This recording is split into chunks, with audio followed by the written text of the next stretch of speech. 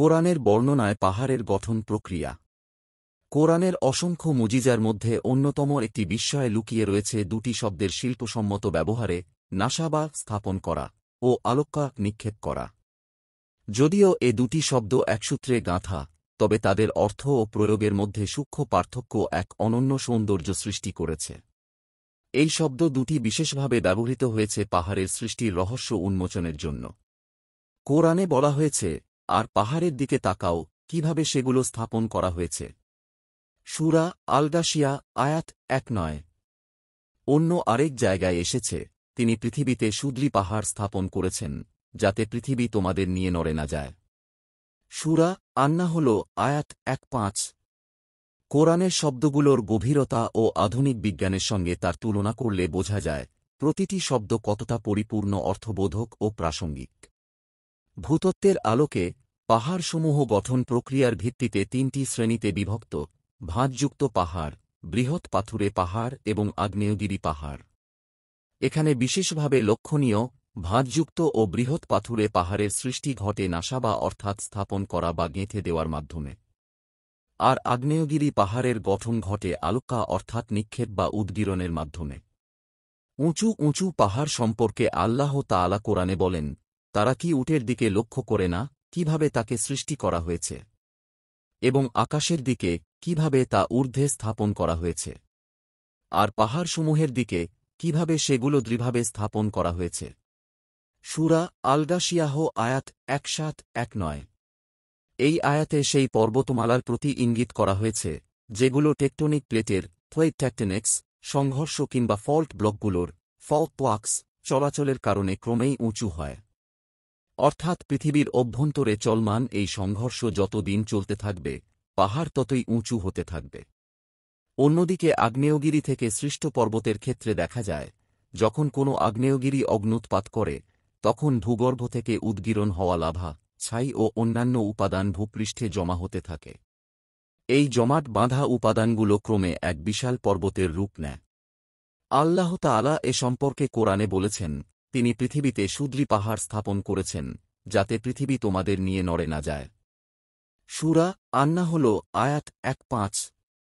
William Campbell তাঁর গবেষণায় আগ্নেয়গিরি থেকে সৃষ্ট পর্বতমালা সম্পর্কে লিখেছেন, আগ্নেয়গিরি থেকে সৃষ্ট পর্বতের আরেকটি ধরন হল এমন, যেখানে ভূগর্ভ থেকে লাভা ও ছাই নির্গত হয় এবং এগুলো ভূপৃষ্ঠে জমা হতে হতে এক বিশাল পাহাড়ে পরিণত হয়। The Quran and the Bible, in the light of history and science, ১৭-২। কোরআনের পরিভাষাগুলো এমন সূক্ষ্ম গভীরতা ও নিখুঁতভাবে বৈজ্ঞানিক তত্ত্ব প্রকাশ করে, যা মানুষের কল্পনার গণ্ডিকেও ছাড়িয়ে যায়। কোরআন অবতীর্ণের সময় এই জ্ঞান ছিল সম্পূর্ণ অজানা। এ জ্ঞান মানুষ লাভ করেছে শতাব্দীর পর শতাব্দী ধরে চলা গবেষণা ও বৈজ্ঞানিক অগ্রগতির মাধ্যমে। কোরআনের এই বহুমাত্রিক প্রকাশ শুধু তার অলৌকিকত্বের নিদর্শন নয়, বরং এটি ভাষার গভীরতা ও প্রকৃতির সঙ্গে তার সম্পর্কের অতুলনীয় সামঞ্জস্যের অনন্য প্রমাণ, যা মানব চেতনার সীমাকে ছাড়িয়ে গেছে। আরেকটি বৈজ্ঞানিক তত্ত্ব, যা কোরআন বহু আগেই প্রকাশ করেছে, তা হল পাহাড়গুলোকে কখনও আওতাদ বা কিলকরূপে উল্লেখ করা হয়েছে। যেমন আল্লাহ তাআলা বলেন, আমি কি পৃথিবীকে শয্যারূপে তৈরি করিনি, এবং পাহাড়কে ভূমিতে প্রথিত কিলকরূপে স্থাপন করিনি। সূরা আন-নাবা আয়াত ৬-৭। কোরআনের আরেক স্থানে পাহাড়গুলোকে রাশিয়াহ বা সুদৃঢ়ভাবে স্থাপিত বলে বর্ণনা করা হয়েছে। যেমন আল্লাহ তাআলা ইরশাদ করেছেন, আর আমি এতে সুউচ্চ ও দৃঢ় পর্বতমালা স্থাপন করেছি এবং তোমাদের জন্য তৃষ্ণা নিবারণকারী সুপেয় পানি দিয়েছি।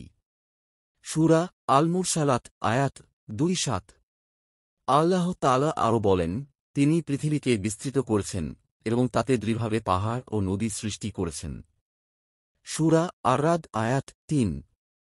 এই বর্ণনাগুলো পাহাড়ের একটি গুরুত্বপূর্ণ বৈশিষ্ট্যের দিকে ইঙ্গিত করে।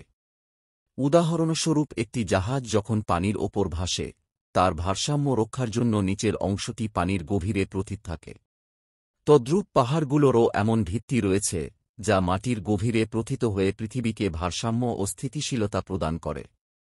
আধুনিক বিজ্ঞান আজ এমন এক অভাবনীয় তত্ত্ব উদ্ঘাটন করেছে, যা কোরআনের বিস্ময়কর বর্ণনার সঙ্গে অভূতপূর্বভাবে মিলে যায়। পাহাড় শুধু ভূমির ভূদৃশ্যকে নান্দনিক করে তোলে না, বরং তা পৃথিবীর ভারসাম্য রক্ষায় একটি অপরিহার্য ভূমিকা পালন করে। পাহাড়গুলো মাটির গভীরে এমনভাবে প্রথিত যেন সেগুলো শক্ত খুঁটির মতো পৃথিবীকে দৃঢ়ভাবে ধরে রেখেছে। খ্যাতনামা ভূতত্ত্ববিদ সাইমন ল্যাম্প তাঁর গবেষণায় লিখেছেন, এটি এমন এক বিস্ময়কর আবিষ্কার যে পাহাড়গুলো মাটির গভীরে শিকড়ের মতো প্রথিত ১৯ শতাব্দীর ভূতত্ত্বের অন্যতম বড় মাইল ফলক ছিল। বায়োল্যান্ড আর্থ ৪-৬ পাহাড়ের শিকড় সম্পর্কে আরও একটি গুরুত্বপূর্ণ তত্ত্ব ১৯ শতাব্দীর বিখ্যাত জ্যোতির্বিজ্ঞানী জর্জ এরি আবিষ্কার করেন। তিনি লিখেছেন, পাহাড়ের শিকড় পৃথিবীর ভূপৃষ্ঠে ভারসাম্য রক্ষা করতে সহায়তা করে।